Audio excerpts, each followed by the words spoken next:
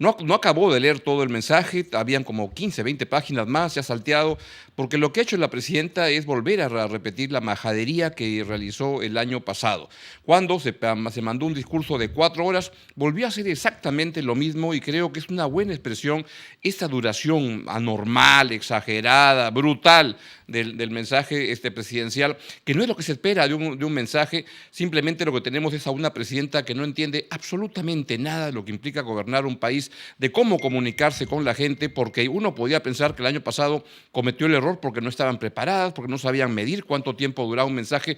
Este año lo vuelve a repetir. Y como dato puedo decirles que ministros muy importantes habían dicho, algunas personas, que el mensaje este año duraba solamente 1 hora. Se ve que no saben dónde están parados, quién es el que hace las cosas con Dina Boluarte, pero es una malcriadez al país hacer un mensaje idiota, un mensaje que es imposible de seguir, donde no es claro qué cosa quiere decir y lo único que puede sacar de conclusión uno es más de lo mismo, o sea, el mamarracho de gobierno que tiene Dina Boluarte, que no sabe dónde está absolutamente parada. Vamos otra vez a escuchar a lo que está pasando ahora justamente cuando ya despiden a la señora Boluarte en el Congreso. Vamos al audio y a la señal con el volumen del Congreso. Donde ha pronunciado un discurso que ha durado 4 horas 13 minutos, tal como lo ha señalado el presidente del Congreso, José Gerí.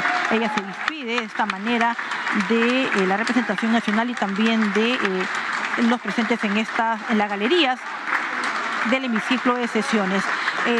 Ella ha hecho un llamado a la unidad, pero también en el balance de su gestión ha destacado varios aspectos. Uno de ellos ha sido el relacionado al ámbito económico, donde ha señalado que se estima crecer en un rango de 3.1% a 3.5% en este año, lo cual nos va a posicionar como una de las economías que liderará el crecimiento económico de los países de América Latina.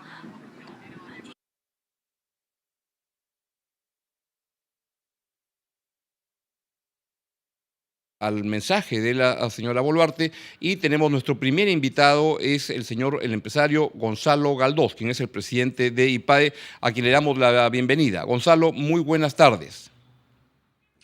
Muy buenas tardes, Augusto. Encantado de asistir a esta gentil invitación de tu parte. ¿Qué es lo que te parece como tu resumen, tu conclusión? ¿Qué es lo que obtienes de este mensaje de 4 horas 13 minutos? Como lo conversaba fuera de cámaras, es bastante difícil distinguir entre lo relevante de este discurso y lo absolutamente intrascendente, ¿no? Hay una sensación, yo creo que con una falta completa de sentido de comunicación de parte de los asesores de la presidenta, que no saben distinguir entre lo que sería un discurso presidencial de lo que es una memoria de gestión del último año. En todo caso, si fuera una memoria de gestión, podrían ponerse todos esos detalles intrascendentes, pero cuando se trata de un discurso a un año de un cambio de gobierno, tiene que haber una distinción entre lo importante y lo urgente, y creo que en ese sentido sobran comentarios de decepción sobre el discurso y la falta de precisiones sobre algunos temas muy relevantes que tienen que ver con lo que se tiene que hacer en este año, como son los temas de seguridad, educación, salud, y es más bien un recuento de lo que es responsabilidad del gobierno, ¿no? El hacer colegios, el hacer hospitales, el hacer infraestructura, a no ser que sea una obra importante, una obra que no, se ha venido postergando durante muchos años, no merece la pena que figure en un discurso presidencial, y lamentablemente no es esa la tónica común. Y te doy un solo ejemplo, Augusto. Por favor. Menciona, por ejemplo, que hay avances en educación, y menciona que hemos pasado de 2 puntos tantos en promedio, 2 puntos y algo alumnos que tienen comprensión lectora por cada 10 alumnos, hemos pasado a 2 puntos y algunas décimas más de alumnos que tienen comprensión lectora, ¿no? Y lo que no decimos es que hay 8 que no llegan a tener comprensión lectora. Entonces, ¿cómo puedes hablar de un avance en educación utilizando cifras decimales en torno a algo que claramente es un estancamiento y un retroceso de 30 a 40 años? Entonces, esa es la mala orientación que ha tenido el discurso y no puedo decirte sino que estoy profundamente decepcionado, ¿no? Pues yo comparto esa decepción, Gonzalo, porque no hay derecho en que no, que lo que parece es como soltar números, números, números para que al final parezca que hay muchas cosas y nadie entienda qué cosa quiere decir. Algo que se pueda sacar en claro de lo que viene para el último año del gobierno de la señora Boluarte a partir de lo que se ha escuchado en estas, insisto, 4 horas, 13 minutos. Bueno, sí hay algunos temas, he tomado debida nota aquí. En salud, la reactivación de 57 obras paralizadas parecen ser un avance. No podríamos adjudicarle a este gobierno Mm. que la actual curva creciente de la economía pueda deberse a una desburocratización de las inversiones o a un empuje acelerado de la inversión pública, a pesar de que ha mejorado en este último año. Y es lamentable que más bien no haya un trabajo decidido en facilitar la inversión, ¿no? Porque creo que podríamos claramente estar en el doble de crecimiento, especialmente después del rebote, luego de un año tan magro como el que tuvimos con Castillo. Pero esas 57 horas paralizadas que se están reactivando, si es que se comprueba que es así, puede ser interesante, ¿no? Después, claramente la inauguración de Chancay y del nuevo aeropuerto Jorge Chávez, a pesar de que hay una infraestructura que no está adecuada al aeropuerto por un atraso y una incompetencia e incluso visos de corrupción en relación al acceso por la avenida Morales Duárez y el óvalo Santa Mm. Rosa. Son avances en términos de infraestructura y ahora anuncia proyectos de APPs por más de 19.000 millones de dólares. Entonces, nos tocaría hacer un análisis un poco más pormenorizado, pero ahí también puede haber un potencial de crecimiento. Yo sí creo que mediante obras por impuestos y mediante APPs podríamos avanzar en estos 12 meses que quedan de gestión final, ¿no? El respeto también vamos a llamarle al orden monetario, el respeto al Banco de Reserva ha sido importante, pero claramente tenemos un rojo ahí dentro de la evaluación que es la ampliación del déficit fiscal y el haber movido el techo Mm. para la brecha fiscal, claramente nos indican una expansión del gasto público y entre otras perlas, por ejemplo, una defensa absolutamente insustancial y casi ridícula de Petroperú. Lo que ha dicho de Claro. Petroperú en términos ha sido fundamentalmente algunos avances de contratos comerciales con el Ecuador, pero sin embargo nada en relación a la consolidación de garantías reales, que se habla de que es un reperfilamiento de la deuda, cuando en el fondo más bien es el inicio de otra etapa de hoyo negro en el que vamos a tener que empezar a seguir dando muchísimo dinero para Petroperú y lamentablemente eso no va a detenerse durante ese gobierno, claramente no van a hacer nada y va a ser una herencia muy negativa que va a recibir el próximo gobierno. Y después hay una justificación al contexto político y electoral de los últimos años y sin embargo yo creo que ahí había un fracaso porque definitivamente la debilidad de este gobierno frente al Congreso ha sido absolutamente patética Total.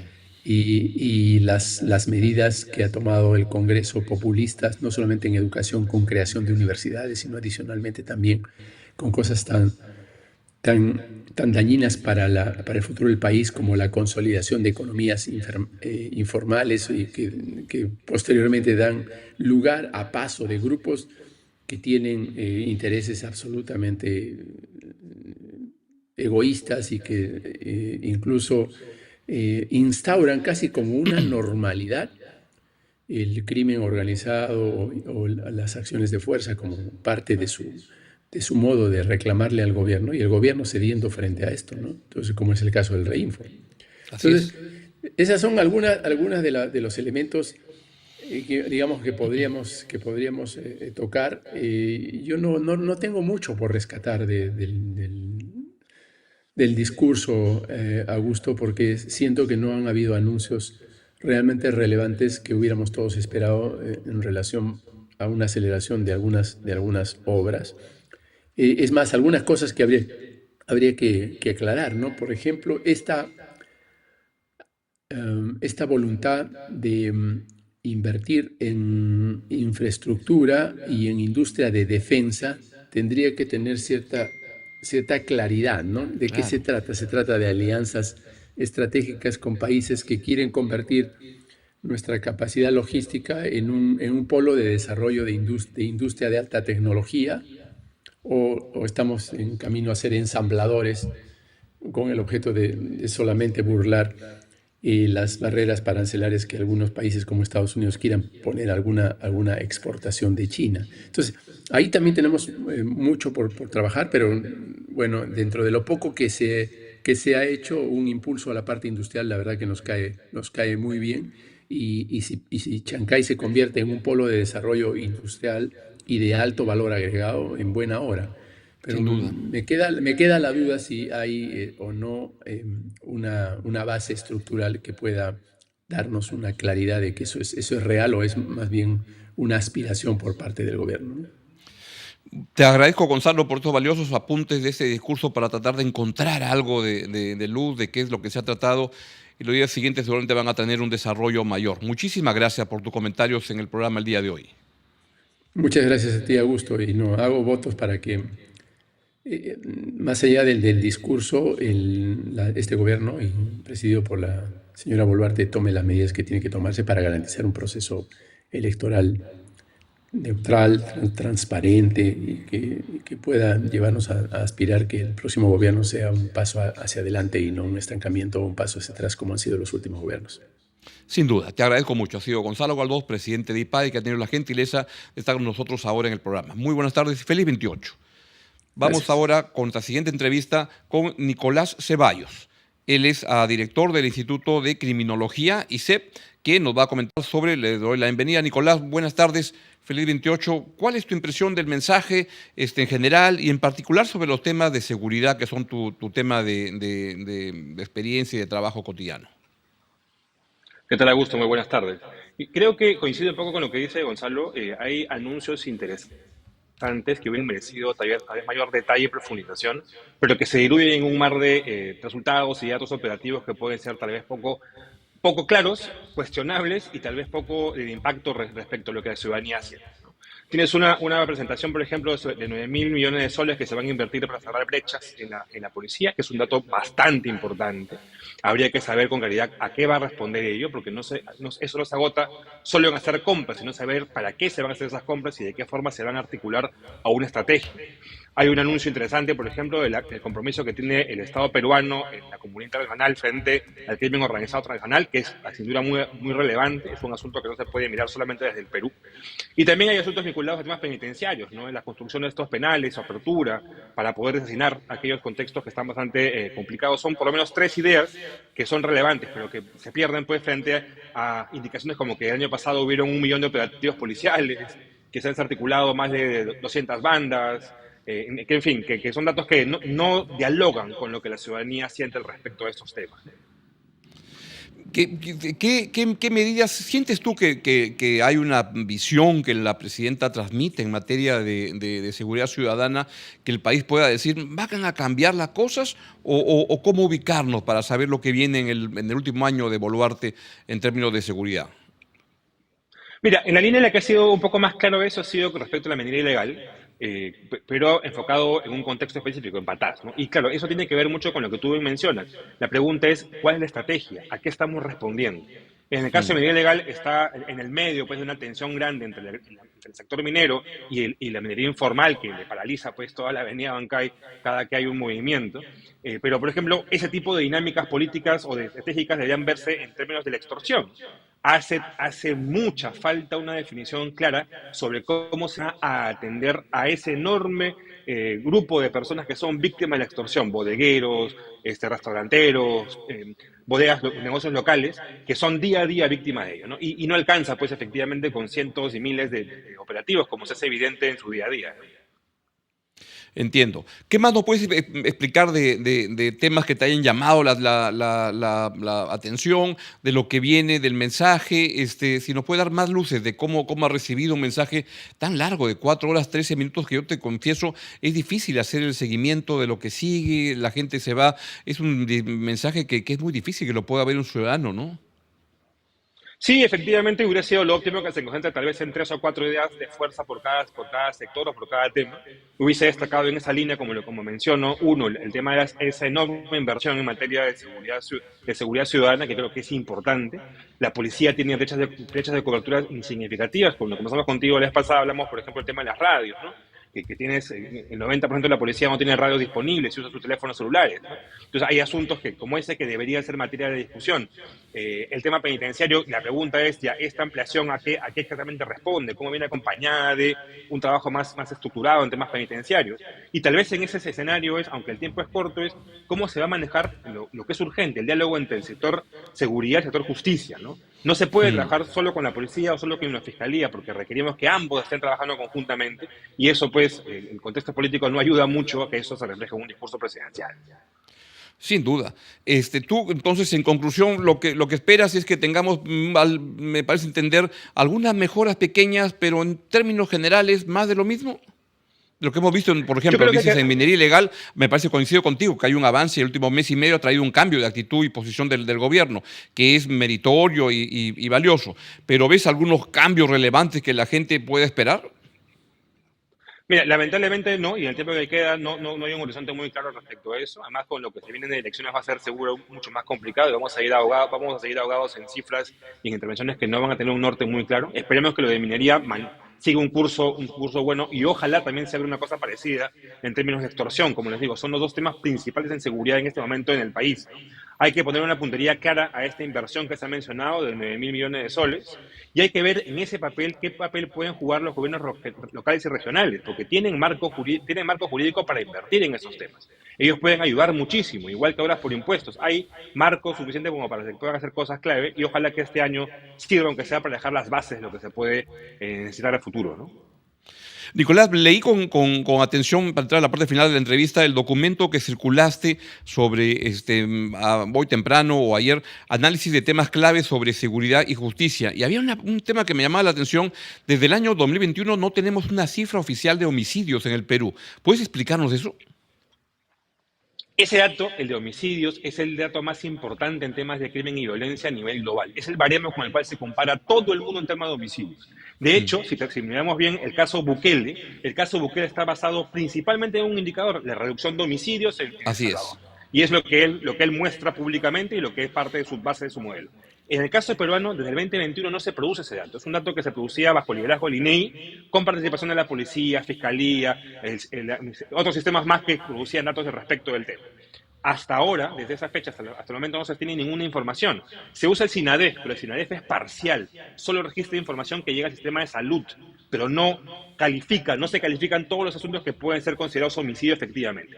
¿Qué se hacía antes? Se contaba, como se decía textualmente, uno por uno, para decir cuántos teníamos. El último dato nos pone en 8.8 por cada 100.000. La tendencia nos dice que estamos por encima de los 10.000, de los 10 por cada 100.000, perdón, pero no sabemos oficialmente. Y no se puede hacer ninguna medida, no se puede tomar nada en serio si es que no hay ese dato disponible. Y como ese, hay varios datos más que son clave también para poder saber qué está ocurriendo en temas de seguridad y violencia, ¿no? O sea que sin indicadores claros como estos no sabemos si estamos avanzando o retrocediendo y no hay cómo medirnos.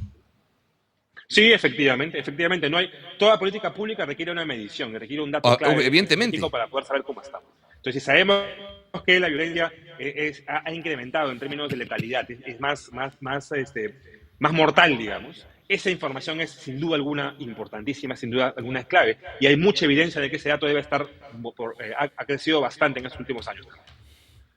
Bueno, Nicolás, te agradezco mucho tus comentarios que nos permiten entender un poco mejor en esa parte del camino, en la parte de seguridad, que es el principal tema que los peruanos demandan una solución, porque es el tema que asfixia a los peruanos, y te agradezco mucho. Muchísimas gracias, Nicolás.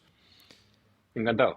Bien, ha sido Nicolás Ceballos, director del Instituto quiero decirlo bien, de Criminología ICEP. Muchas gracias, feliz 28. Vamos ahora con nuestra siguiente entrevista y es con el doctor Aníbal Quiroga. Aníbal, ¿cómo estás? Buenas tardes. A ver si ya estamos con él comunicados o Hola, pasamos. Jennifer, Ahí ¿cómo está. estás? Muy buenas tardes. Nuevamente reiterarte el Vamos saludo por a 28 de conversar con el julio. doctor Sí, Aníbal como tú lo has Quiroga mencionado, sobre los una mensajes que se programación han, de aproximadamente transmitido 9 en este horas mensaje. y con la Lo cobertura escucho en yo no total lo estoy escuchando. de este último. Si no, mientras corrigen eso, podemos ir pasando algunas de las fotografías que han ido apareciendo durante, que daban cuenta del mensaje de lo que ocurría en el hemiciclo durante cuando estaba hablando la presidenta de la República. Ahí vean que la sala se fue quedando vacía. Más de la mitad de los congresistas se fueron yendo de el mensaje. Vamos con más fotografías, por favor. Y a ver la otra. Ahí está, justamente, el hemiciclo se fue vaciando, salvo de algunos que siempre van para ver cómo se ganan, con un poquito de algunos avisos, unos letreros que lleva, unas sábanas. Dina, el pueblo te repudia, a él también lo repudia el pueblo. Vamos con otra, por favor. Y ese saltimbanqui, la política, Roberto Sánchez, que pues era uno de los ayalleros principales de Pedro Castillo, ahora quiere hacer un combo juntando a Pedro Castillo con Antauro Humala y dice: presidente Pedro Castillo, libertad. A ver si tenemos más incidentes. Y luego también quiero, para que vean, hubo otro mensaje a la nación de otro que no es presidente, pero se cree presidente de la República. Tenemos el mensaje del señor Pedro Castillo. Oye, te hablo desde la prisión, que lanzó también, mientras esto estaba ocurriendo, lanzó su propio mensaje a la nación desde el Fondo Barbadillo. A ver, pongámoslo, por favor, veamos. Queridos hermanos y hermanas, compatriotas, compañeros y compañeras de todo el Perú, hoy la historia reclama su curso junto al pueblo y el pueblo está construyendo el mejor lugar en la historia de nuestra patria. La historia hoy nos pertenece y nada ni nadie podrá impedir que el pueblo camine, que avance y manifieste su indignación ante la injusticia. Nada ni nadie podrá detener el cauce maravilloso de su sueño de esperanza. Hoy, el presente y el futuro nos pertenecen y a nadie podrá negar nuestra ciudadanía. Mientras hablaba la presidenta Boluarte dando su discurso, también lanzaron este otro mensaje de Pedro Castillo. Doctor Quiroga, buenas tardes. Augusto, ¿cómo está? Buenas tardes. ¿Cuál es su impresión de este mensaje de 4 horas 13 minutos? ¿Cuál fue el minuto en el cual sintió más emoción o sintió que algo estaba ocurriendo importante para el país? La verdad es que ninguno, ¿no? Porque ha sido un mensaje largo, cansino, repetitivo. Es como si viviera una realidad alterna en donde parecía más un mensaje del primer año que un mensaje de final de gobierno.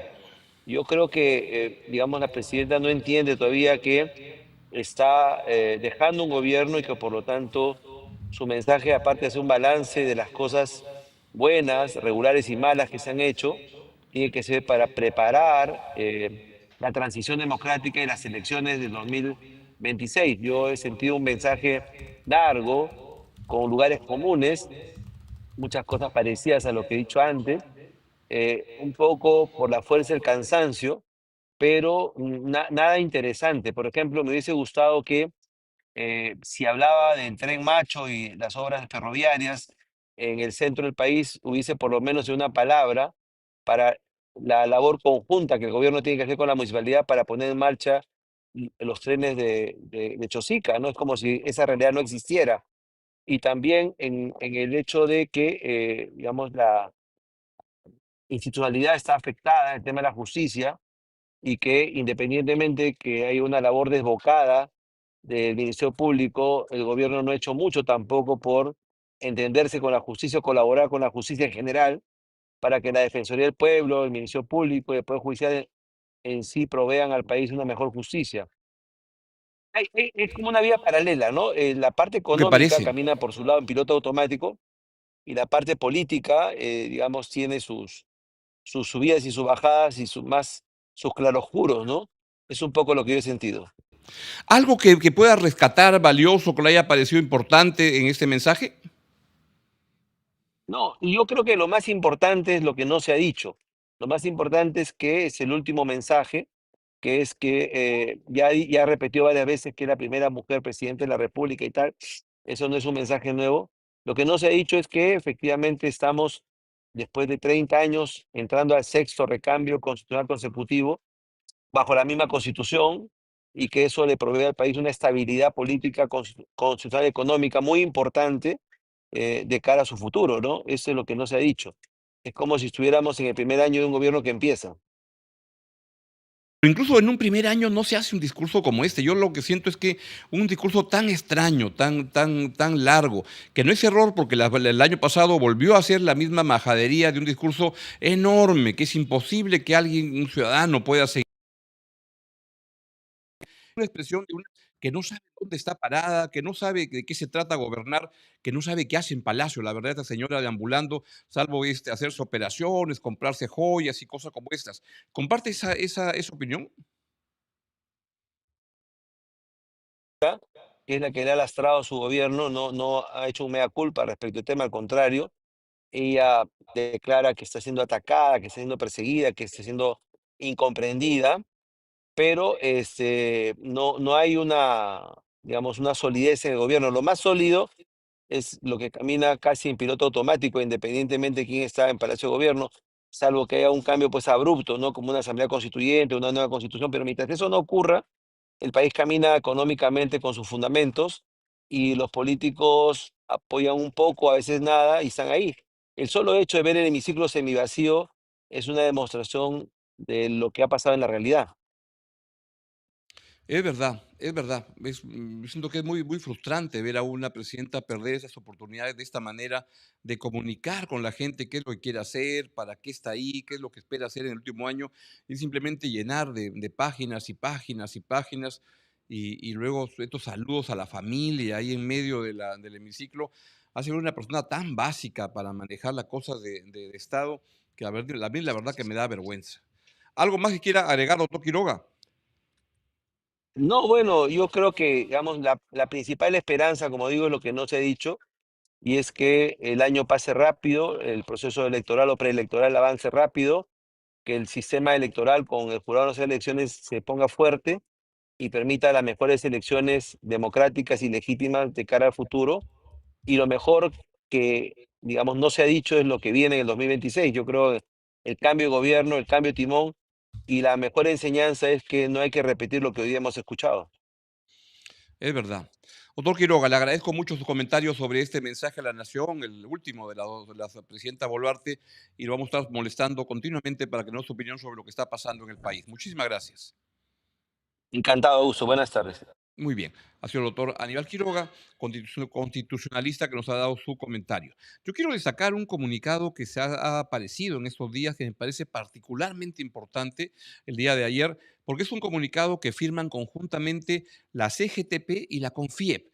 Un comunicado muy importante, no solo o empezando por la confluencia de dos entidades que a veces tienen visiones contradictorias o que colisionan sobre lo que pasa en el país, pero es un gesto bastante inusual, pero muy positivo en un país que requiere tender puentes, lo que requiere es cómo conversar entre gente que tenga instituciones que tengan puntos de vista diferentes.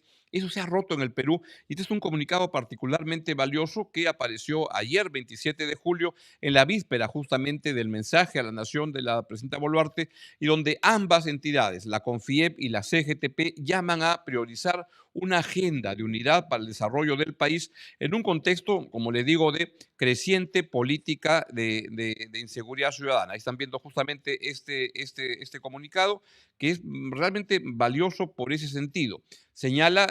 Ambas entidades señalan el Estado tiene el deber impostergable de recuperar el control territorial y fortalecer su capacidad operativa y de gestión. Y es un mensaje dirigido directamente al gobierno de la señora Boluarte. Habla también de la informalidad laboral, que afecta a más del 70% de la población, y señala el comunicado, la informalidad laboral afecta a millones de trabajadores que carecen de derechos y protección. Además, piden implementar políticas públicas orientadas a fomentar el empleo decente y a promover la inclusión productiva. Creo que ese es el tipo de reacciones positivas y correctas que están ocurriendo en la sociedad y que pues hay que saludar y promoverlas porque son importantes, lo que en un contexto en el cual, como le digo, que viene totalmente polarizado, donde no se pueden conversar, se forman colleras, las de aquí, las de allá, y eso es inviable, imposible poder tender puentes en un país donde no hay mayorías y donde se requiere conversar entre frentes que en teoría están opuestos, pero que deben unirse a la hora de mirar hacia adelante de qué hacer con un país que ya tenemos varios años, 7, 8 años de gobierno desmadrados, totalmente metidos en la pelea cotidiana. Lo que ha pasado en este quinquenio es algo que no debe repetirse. Un Congreso mediocre y corrupto, un gobierno inepto, absolutamente, manejado por dos personas como Pedro Castillo, primero, y como Dina Boluarte, que hoy mandaron mensajes a la nación, uno por acá, el otro por allá,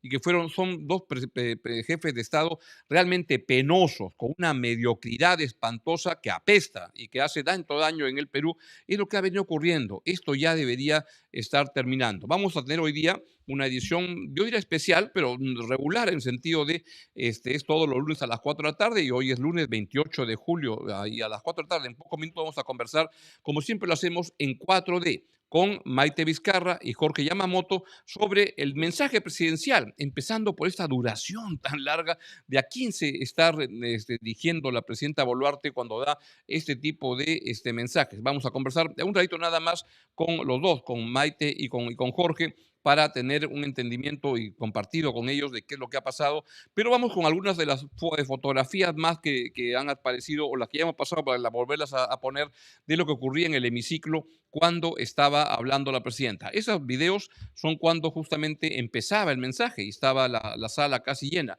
Pero con el correr de los minutos ya comenzaron a aparecer los payasos como el señor Roberto Sánchez, en una sala cada vez más vacía y donde ya es imposible obtener algunas ideas importantes. Los congresistas no escuchan, eso sí, no dejan de cobrar a fin de mes. Dina, el pueblo te repudia, a ti también te repudian. Ese es el señor Quito, creo, que igual compite en términos de desacierto con lo que sucede en el país. Es lo que ha venido sucediendo.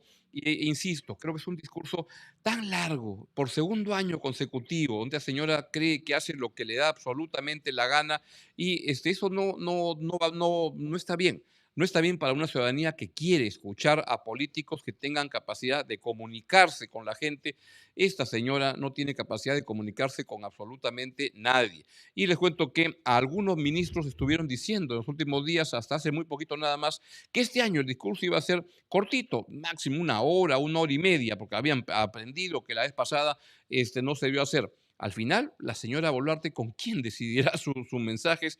¿Quién le escribirá estos discursos que son absurdos? No se entienden, porque es imposible encontrar entre tal cantidad de cifras por aquí, por allá, a qué apunta, qué visión de país quiere tener. Y este discurso simplemente es una ensalada de números que refleja lo que está dentro de la cabeza de la señora Boluarte, una persona con ninguna credencial demostrada en 2 años y medio para poder administrar recursos, poner prioridades, señalar rumbos para el país con liderazgo. La verdad es un desastre lo que hemos vivido. Para no hablar del anterior, el señor Pedro Castillo, que no sabía absolutamente, igual que Dina Boluarte, dónde estaba parado. Esto es una vergüenza para el país y creo que el mensaje de Fiestas Patrias de este año de la señora Boluarte, que es una copia del mensaje anterior, es un mamarracho que expresa el mamarracho que es su gobierno sin capacidad de transmitir ideas más allá de números, etcétera. Y es lo que viene sucediendo. El país está confundido, requiere tener más luces y ni la señora Boluarte ni el anterior gobierno se los puede dar, mientras en el Congreso de la República se reúnen para poder elegir a una persona como el señor Gerí, que lo que trae es problemas de acusaciones. Tiene que seguir, por supuesto, la acción en el curso en el Poder Judicial, etcétera, pero que trae acusaciones pues, de violación. Y en esto no hay supuestos delitos. Lo que está es el humo que sale de la pistola con medidas que lo que buscan es, por ejemplo, darle un zarpazo a las cajas municipales por parte del Congreso. Es el señor que preside ahora el Congreso de la República en un año que felizmente ya se van, pero va a ser un año larguísimo, que va a ser complicado para poder dar señales de mejora. Felizmente vienen unas elecciones No sé si felizmente vamos a ver qué es lo que sale al final con esto, los candidatos que están ahí compitiendo, pero así es como están sucediendo las cosas. Cuando más claridad y más liderazgo se requiere de nuestros políticos, menos luces son capaces estos de ofrecer al país en una situación absolutamente insólita y de falta de rumbo, de gente que llega al poder para ver cómo se sirve como pirañitas, a ver qué le sacan al poder de toditos, porque los que están en el gobierno son esos, los que están en el Congreso son igual o peores. Son una manga de pirañitas que van a ver cómo lucran, qué cosas sacan, y eso es lo que está sucediendo en el país.